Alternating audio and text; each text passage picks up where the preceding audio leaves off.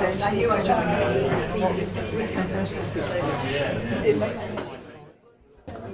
good afternoon everyone. Nice to see everyone here.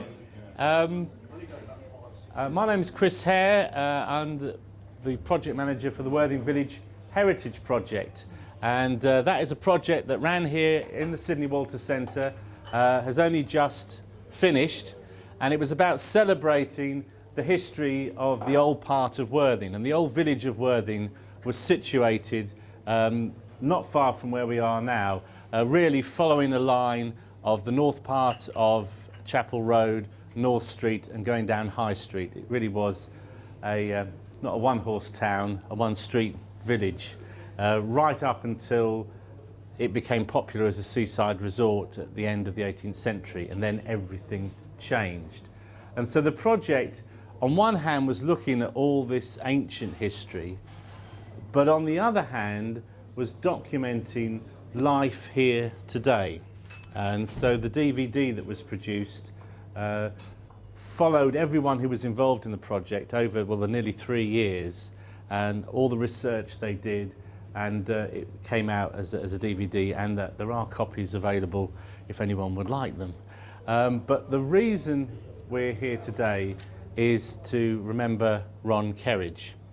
At the very outset of the project, Ron and Barry Keach, and Barry's over there, approached me because they had in mind to produce a website that was going to document every single old building that ever stood in Old Worthing Street, whether or not it still stands today. And as you probably know, sadly, very few of those buildings survive today. I think, what, 5%, if that.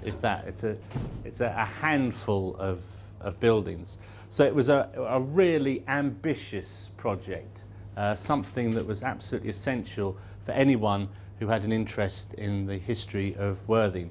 And Ron threw himself into it with characteristic zeal and enthusiasm, and both he and Barry ran workshops here at the SID, and people came along and they got involved, and they did their own research and made their own suggestions. So it was very sort of became a collective effort.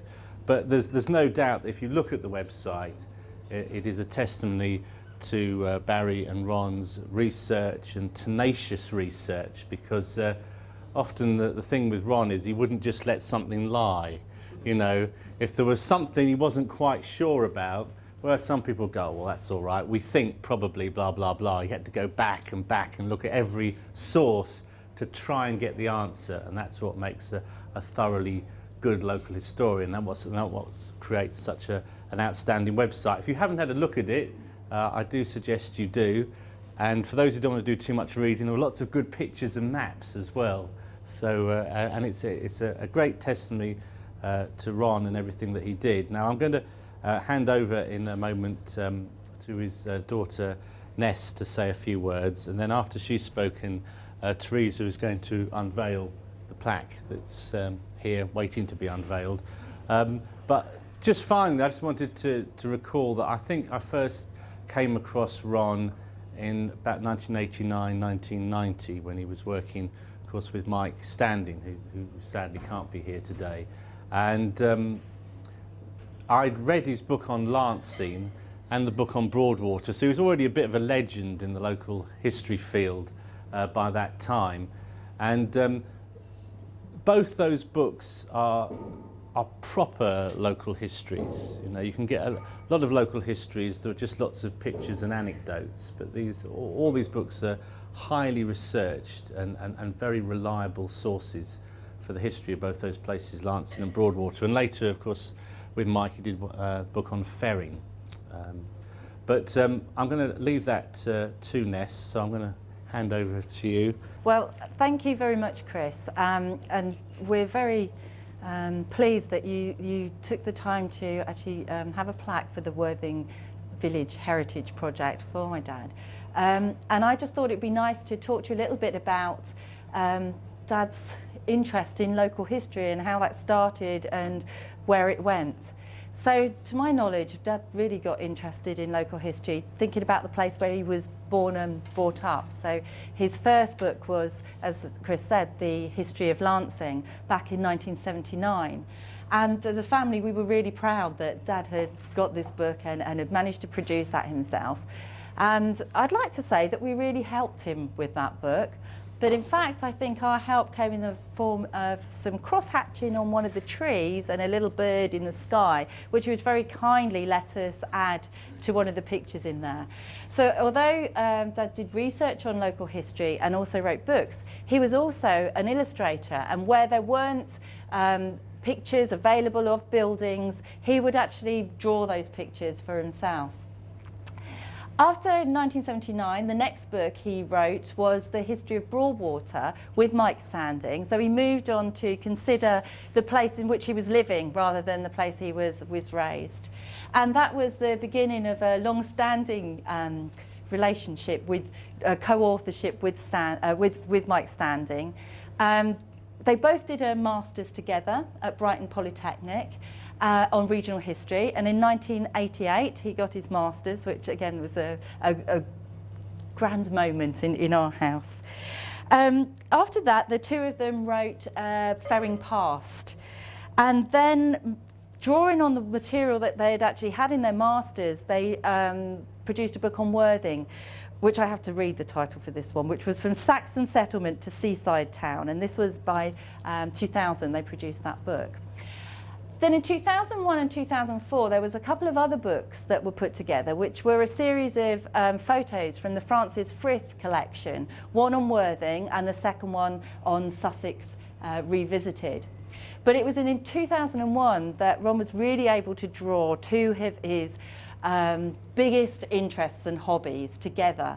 And that was when he got together with some other fellow co-authors to write a book on the history of Worthing Football Club to mark their centenary at Woodside Road. And I think that was something he thoroughly enjoyed, because he, as well as local history, had a very keen interest in football and other forms of sport.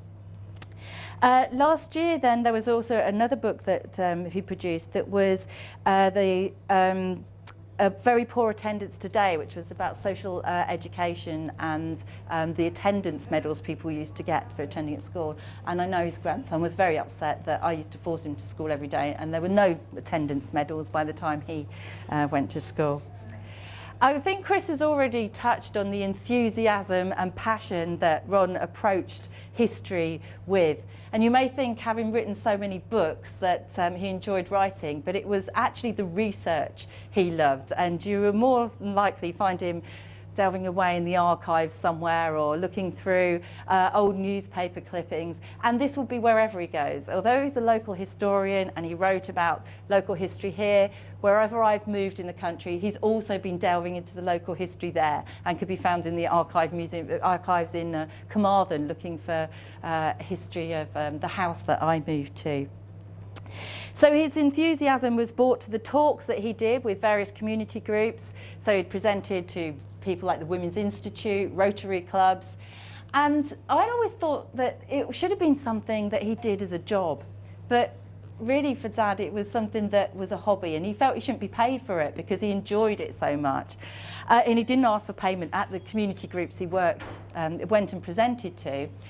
And because he didn't ask for payment, they quite often gave him a bottle of wine instead. And most of you who know him know that he didn't in fact drink, so that was a bit of a bonus for the family there. But he's left this legacy that is his passion for local history, that's articulated in the books that he's published, but it has also inspired other people to start looking at the places in which they live in a different light and to explore local history. And so that carries on after Dad has gone. And I think it's that he would be really proud of, that other people are carrying on some of the research that he's been involved in and can continue to read the books that he's produced on local history. Thank you again, Chris, and I hope that on behalf of the family you'll pass on the thanks to the rest of the Worthing Village Heritage team for organising the plaque for my dad. Thank you. And I'm going to pass over to my mum, who I think is going to unveil. you want a mic to say anything? Or no. Okay.